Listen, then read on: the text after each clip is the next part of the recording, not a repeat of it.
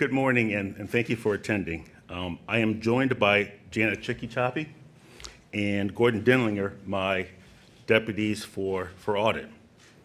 Today, I'm releasing our performance audit of the Pennsylvania Department of Community and Economic Development business waiver process as a result of the governor's COVID-19 shutdown last year. The time period of this audit covered March 6th through June 5th of 2020. And let me state up front, I am not here to make this audit a political issue. This pandemic has affected almost all of us, personally and professionally, and we are still dealing with a serious public health issue. This was an unprecedented global event that exposed vulnerabilities in many aspects of our society and our government, and we have an opportunity to learn from it. This audit report recommends ways that Pennsylvania can do a better job should we be faced with such a serious challenge again. Our audit revealed a flawed process that provided inconsistent answers to business owners and caused confusion. While the pandemic certainly presented some unique challenges, the waiver process was hastily assembled on the fly and unevenly administered. This process should be reformed before anything like this is ever used again. The specifics of what the audit revealed are DCED received a total of 42,380 waiver requests and granted more than 7,000 of them. DCED said roughly 1/3 of those requests came from businesses that did not need to apply for a waiver. Now, that alone is strong evidence that business owners were confused by the state's guidance on life-sustaining businesses. The guidance, first issued on March 19th, changed more than 9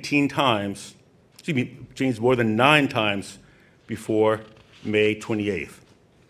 A frequent asked questions document, something that was supposed to make things clearer for business owners, changed a total of 14 times. The waiver application itself was revised 5 times.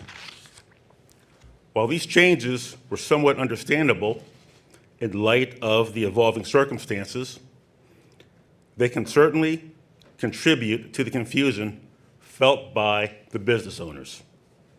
Our team selected 150 waiver applications for closer review and examination. Auditors felt the final responses issued to 103 of the applications appeared reasonable. They questioned the responses to the other 45 applications. They were concerned with the extent of subjectivity involved in making these decisions. But these questionable decisions had real-life negative consequences to businesses that should have been able to operate, but instead were told they had to close. For example, a greenhouse business, greenhouse selling fruits and vegetables, had asked to fill phone orders through either pickup or delivery. They initially received a response that a waiver was not required. It was later changed to no. DCED should have clarified in its initial response that only delivery of items was allowed.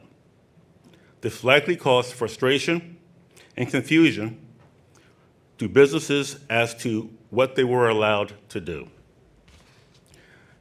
We also looked at response times for the 150 applications. 2 of them got no responses. For the others, initial decisions were were issued within a range of 1 to 28 days, with an average of just under 6 days. When the future of your business may be hanging by a thread, waiting even just a few days for an answer can feel like an eternity.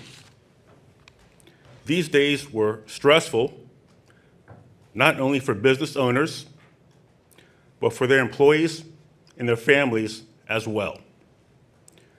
The review process used by DCED evolved as time went on.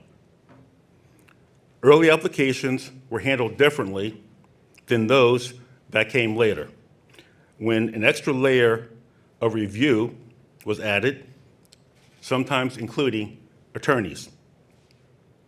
Business that used certain keywords in their applications got favorable but questionable responses.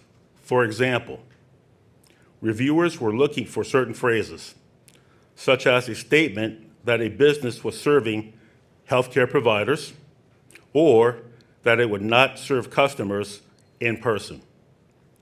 The tracking databases used by DCED did not include each decision made, but only the final determination. Some businesses reached out to trade groups, legislators for help because there was no formal appeal process. While outside involvement does not appear to have had an influence on the type of response issued, it may have led to some waiver requests getting a faster response. And getting prompt answers should not depend on whether or not you have the right connections in Harrisburg. In all, our audit has 5 findings and 22 recommendations.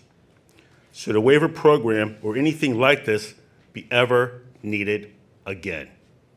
To summarize, our recommendations include giving more stakeholders, including the business community, a voice in developing industry guidelines, building greater accountability and transparency into the decision-making process, and limiting the number of changes while the program is in operation.